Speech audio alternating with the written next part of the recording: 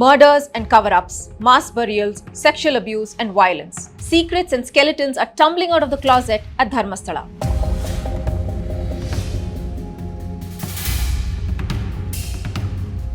This temple town in the coastal region of Karnataka is back in the headlines, rudely shaken by the chilling confessions of a whistleblower. A former sanitation worker has claimed that between 1995 and 2014, he buried the bodies of hundreds of people allegedly raped and murdered at Dharmasthala. The secret and forceful burials, he says, were done under threat. The revelation sparked public outrage with the spectre of the 2012 Saujanya rape and murder case, in which justice is still far from served, still fresh in people's minds. While the Dharmasthala police registered a complaint, they did not begin the exhumation of bodies soon after. ಏಕಾಂತವಾಗಿ ಪ್ರಶ್ನೆ ಕೇಳಿ statement ದಾಖಲು ಮಾಡಿದ್ದಾರೆ. So ಸದ್ಯಕ್ಕೆ ಅಷ್ಟಾಗಿದೆ. ಏನು ಕಂಪ್ಲೇಂಟಲ್ಲಿ skeleton ಅಥವಾ ಕಲೆವಾರಿ ಏನಿತ್ತು ಅಂತ ಹೇಳಿದ್ದಾರೆ, ಅದು ಈಗ ಹ್ಯಾಂಡ್ ಓವರ್ ಮಾಡೋ ಪ್ರಕ್ರಿಯೆ ನಡೀತಾ ಇದೆ. ಫೋರೆನ್ಸಿಕ್ ಡಿಪಾರ್ಟ್ಮೆಂಟ್ ಅವರು ಬಂದಿದ್ದಾರೆ, ಈಗ ಮಹಾಜರ್ ಮಾಡ್ತಾ ಇದ್ದಾರೆ. ಇಷ್ಟು ಇಲ್ಲಿವರೆಗೂ ಆಗಿರೋ ಬೆಳವಣಿಗೆ. ಊತಾಕಿರುವಂಥ ಬಾಡಿಗೆ ಅವ್ರು ಇವಾಗಲೂ ತೋರ್ಸೋಕ್ಕೆ ರೆಡಿ ಇದ್ದಾರೆ. ಸೊ ಪೊಲೀಸವರು ಯಾವ ಥರ ನೆಕ್ಸ್ಟು ಇನ್ವೆಸ್ಟಿಗೇಷನ್ನ ತೊಗೊಂಡು ಹೋಗ್ತಾರೆ, ನಾವು ರೆಡಿ ಇದ್ದೀವಿ. ಆದಷ್ಟು ಬೇಗ ಆದರೆ ಒಳ್ಳೆಯದು. ಅದನ್ನು ನಾವು ಪೊಲೀಸರ ಹತ್ರ ಮನವಿ ಮಾಡ್ಕೋತಾ ಇರೋದು, ಬಿಕಾಸ್ ಸಾಕ್ಷಿ ನಾಶ ಎಲ್ಲ ಆಗಬಾರ್ದು. After the complainant's advocates cited police inaction and political interference, the Karnataka government set up a special investigation team on July 19th, headed by DGP Internal Security Pranab Mohanty. The team, which has 3 other senior IPS officers and 20 more police personnel, has a mandate to investigate all unnatural deaths, disappearances and sexual assault cases linked to Dharmasthala. So what did the complainant say in his statement to the police? How will the SIT proceed now? I have my colleague from the Mangaluru bureau, Raghava M, who has been reporting on this case for a while now. So you've been covering the Dharmasthala burial case ever since the complainant came forward and approached the lawyers and then the police. So to begin with, can you take us through what were some of the major confessions that the complainant came out with? Yeah, he came with this one on 2nd. He came approached the superintendent of police here in Dakshin Kannada, and then he went to the jurisdictional police station in Dharmasthala, where he has said that he has worked as a sanitation worker with the panchayat, Dharmasthala panchayat, where he says he has worked within from 1995 to 2013. 2013, he has worked there, and he claims to have buried many bodies, including those who have been murdered and raped. And he claims to have buried as per the instructions of the powerful people in Dharmasthala, and as per their orders, he has buried them. And okay, is there a number to how many bodies? He has buried nearly 100. Nearly 100 bodies. Okay.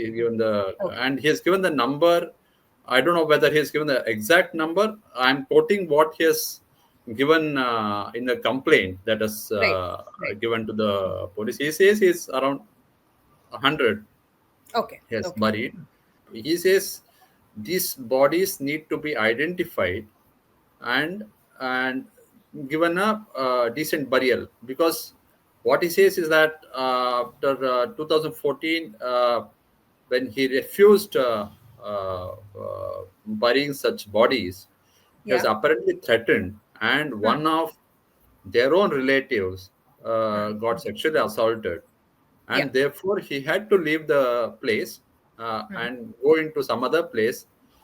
And now, out of remorse of such a long period, he has now come back. He wants to identify it, and then wanted those bodies to be given a decent burial. Okay. That's what he says, and he has sought protection to protection for him given, and he says he's ready for any type of tests, even narco, it can be done, and he's ready to cooperate in identification of those bodies and giving a decent burial. Okay. This is Okay. the thing he has come about, and following that, uh, uh, a week or so after this went around, Yeah. a CBI a former employee, her daughter went missing in 2001, Yeah. and she's a medical student. Okay. She went missing, and she has now approached police, saying Hmm. that if you find my daughter's body in that, give it to Hmm. me. I want to make a burial for that, decent burial for my daughter. That Okay. too, Got it. what the police say, it's not a what she has said doesn't figure as a complaint. Uh, So it's not an. So this there's no FIR in registered for an parlance, investigation. yeah, it's not a this and that. Okay. She's gone. Somebody has done something to her, and she's Okay. not saying anything on that. She Okay. only wants that if her daughter body is found, then hand it over to me. This is the Okay. thing that stands now, and SIT is Okay. formed.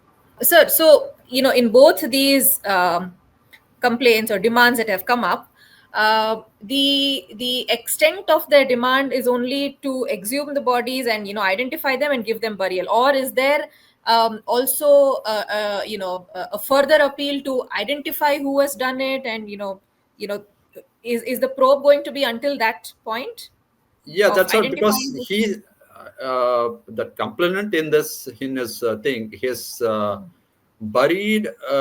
He says he has buried some of them who are victims of rape and murder. Right. Uh, Right. this because it's not just about identification.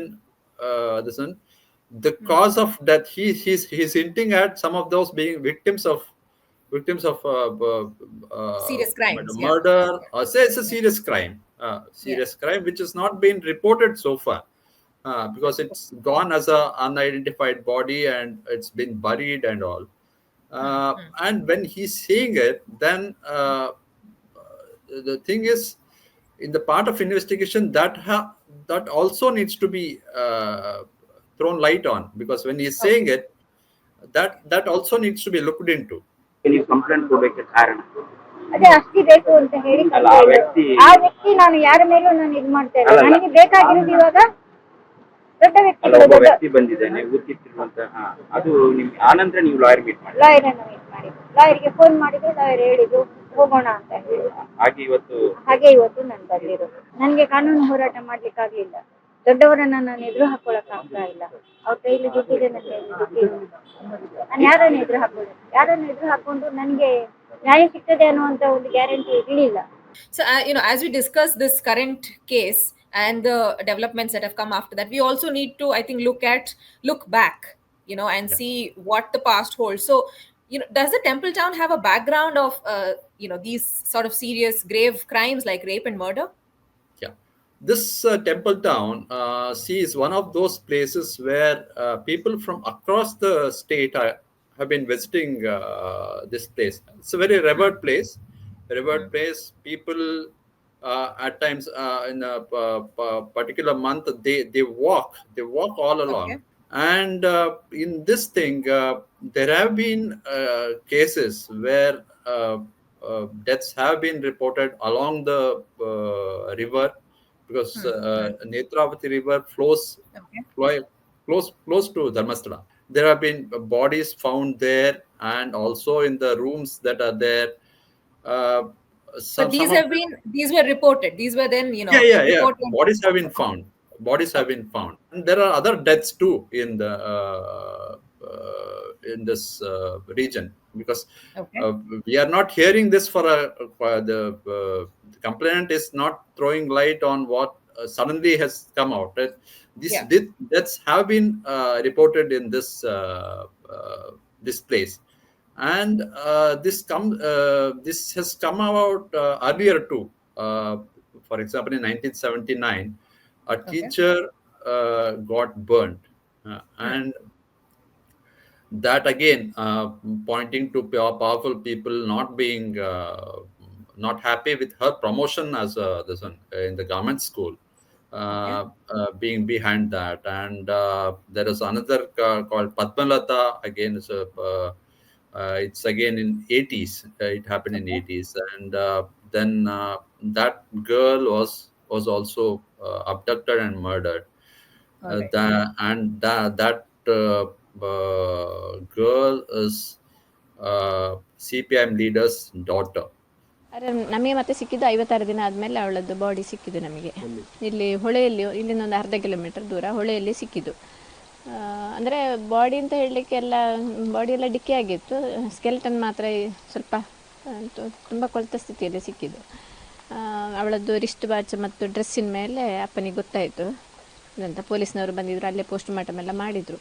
ಮಾಡಿಬಿಟ್ಟು body ಬಿಟ್ಟು ಕೊಟ್ಟರು. ಮತ್ತು COD ತನಿಖೆಗೆ ಹಾಕಿದ್ರು. ಆಮೇಲೆ COD ತನಿಖೆಯಲ್ಲಿ ಅವರು ಬಂದು ವಿಚಾರಿಸ್ಕೊಂಡೆಲ್ಲ ಹೋದರು. ಮತ್ತು ಕೇಸ್ ಗೊತ್ತಾಗ್ತದೆ ಹಾಗೆ ಹೀಗೆಲ್ಲ ಹೇಳಿದರು, ಗೊತ್ತಾಗಿದೆ ಅಂತೆಲ್ಲ ಹೇಳಿದರು. ಆದರೆ ನಮಗೆ ಫೈನಲ್ ರಿಪೋರ್ಟ್ ಕೊಟ್ಟಿದ್ದು ಪತ್ತೆ ಆಗದ ಕೇಸ್ ಅಂತ ರಿಪೋರ್ಟ್ ಕೊಟ್ಟಿದ್ದವರು. ಎಲ್ಲ ಪ್ರಕರಣ ಹೊರಗೆ ಬರ್ಬೋದು ಅಂತ ಅನ್ನಿಸ್ತದೆ. ಹಾಗೇನಾದರೂ ಅಂದರೆ ಎಲ್ಲ ಕೇಸ್ ತನಿಖೆ ಮಾಡ್ತಾರೆ ಹೇಳಿದಾರಲ್ಲ, ಹಾಗೆ ನಮ್ಮ ಕೇಸು ಅವರು ತೆಕ್ಕೊಳ್ತಾರೆ ಅಂತ ಎಣಿಸ್ತಾ ಇದ್ದೇವೆ. Then there was another couple in 2012, I think 2012. It was a couple by name Narayan and Yamuna who died in their house near the Dharmasthala bus stand. And all these things, these deaths which happen on the banks, the bodies are found near banks or other places in the vicinity of Dharmasthala, have been a topic of discussion, and now it has gained strength. I think, and even the Saujanya case, I'm guessing. Saujanya case also, where it went very vigorously. This was discussed in length during Saujanya's murder. She's a PU student who was abducted, raped and murdered.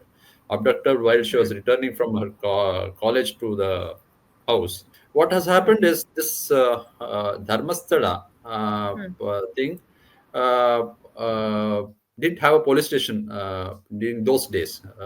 The police station came only in 2016.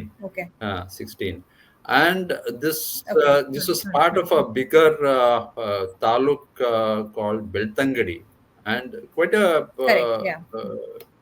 big this one area, and therefore many some of the bodies have been the post-mortem have been done in a proper way and then disposed.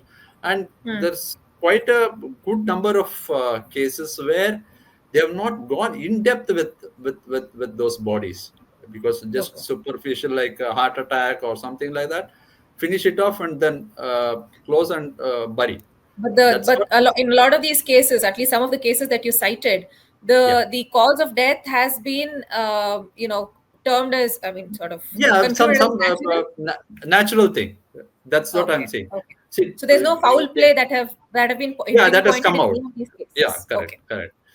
This happened with this thing also came to be highlighted in this Saujanya murder thing. Here too, this case was investigated because a lot of pressure on the government. It was first CID looked into it, and then it was transferred to 2013. It was transferred to CBI. CBI went into it, and the thing is, the lone accused who was caught in that, Santosh Rao, he got acquitted. The thing, the CBI court, the special CBI court, which was very critical, saying that the preliminary investigation has been done in a shoddy manner, and they asked for a action against these people who are involved in this preliminary investigation. That includes police officers and the one who did the preliminary post-mortem. and where Okay. they failed in doing in a right way, Hmm. and as a result of it, uh, the lone accused got acquitted. Uh, Hmm. and still, who is the person behind it? It's still not come out. Allegations of cover up from people with influence. Yeah. Also, police inaction have those kind of allegations we have heard even now, like recently, also after the whistleblower came out. So we've been hearing of that as well. Still, it's not, despite SIT being formed, we are still seeing, not seeing any action from the police side. Okay. Okay. Because we also felt very strange when a person who has said about burial of so many bodies, and when he's saying he's ready to show, the time taken by the police in acting on that. They had some this one that the complainant is not coming out clean, and he has to give this one give all the details, for which, because exhuming,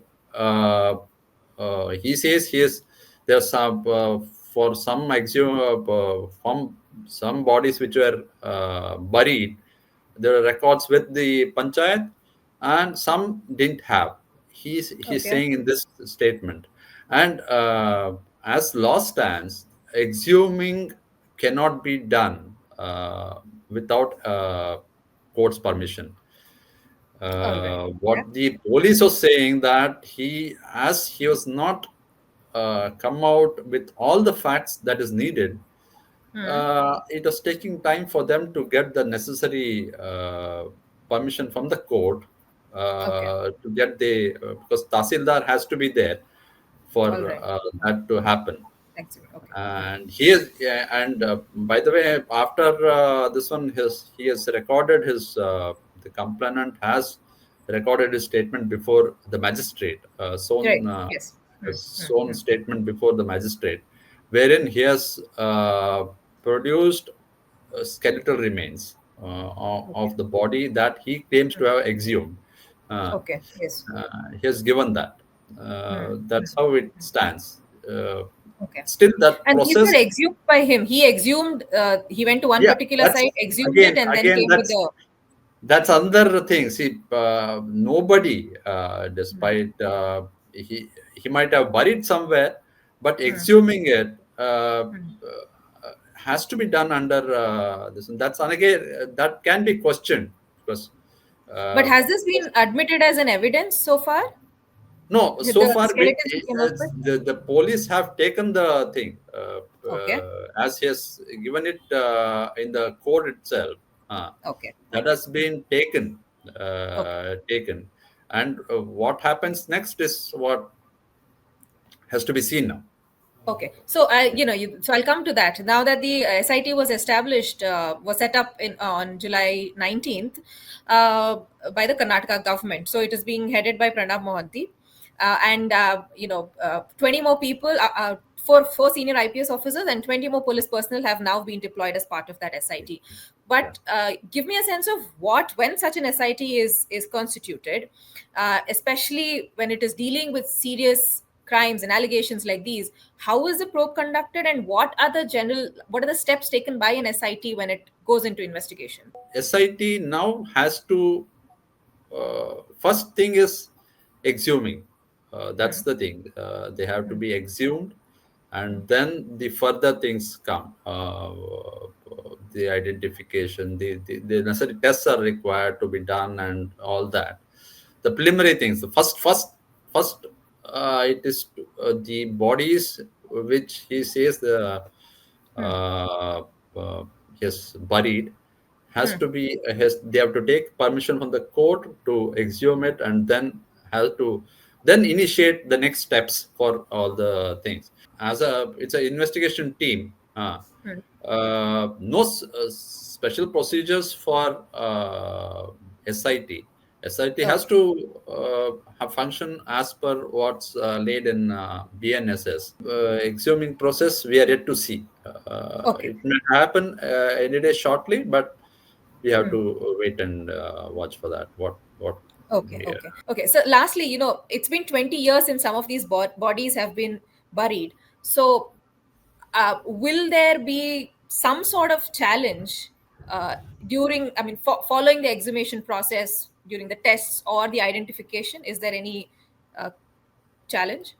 Yeah, I spoke to a few forensic scientists who are here and have been involved in a lot many autopsies, and they're saying, see, the thing is to find from these skeletals, what they can probably say is the age of that skeleton, the probable height, and if there is there are any marks on the bones or on the head, on the skull, they can probably say that the death could have happened due to blunt force or something like that. But to find whether they have been victims of sexual assault, that's very remote possibility. Remote Okay. possibility to, and they can, what they say is that uh, uh, based on using AI tools, they can give a probable image of the person, Okay. probable Okay. image of that person who is buried. Okay. In absence of, because none have come forward, in absence of that, these things, this is what foreign scientists are saying that which we can do now. Okay, okay. So even so like you said, cause can or cannot be established in some of these cases. Identity also, will it be an issue in the sense as, like for those who have come forward, maybe you could do like a DNA or any Yeah. kind of other forensic test to see what to establish identity. But in otherwise, what is the challenge? What is the problem in Identity as, see, because there will be lot many in coming days. There might be some people who can come that this might be my right, relative right. or something. Yeah, yeah. What they are saying, the foreign scientists, they have a mechanism where they can use the skull to probably arrive at a face and show to those people if Okay.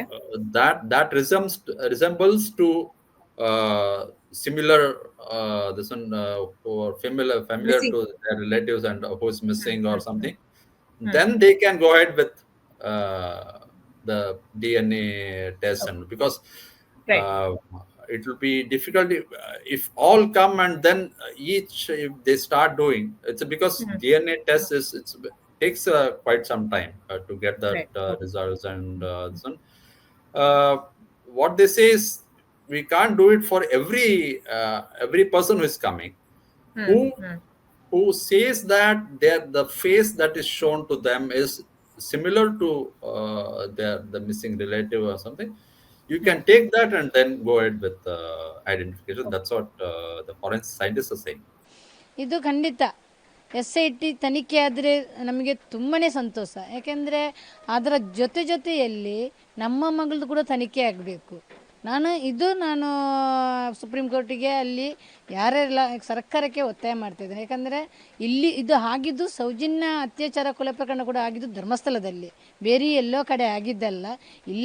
ಇಲ್ಲಿದ್ದವರೇ ಮಗಳನ್ನು ಎತ್ಕೊಂಡು ಹೋಗಿ ಕೊಲೆ ಮಾಡಿ ಅತ್ಯಾಚಾರ ಮಾಡಿ ಮೈಯಲ್ಲಿ ಎಷ್ಟೆಲ್ಲ ಜಾಗ ಇದೆ ಅದಕ್ಕೆಲ್ಲ ಕಚ್ಚಿ ಇವರು ಎಲ್ಲ ಏನೆಲ್ಲ ಮಾಡಿದರೆ ಅಂತ ಚಿತ್ರಹಿಂಸೆ ತುಂಬಾ ಕೊಟ್ಟಿದ್ದಾರೆ.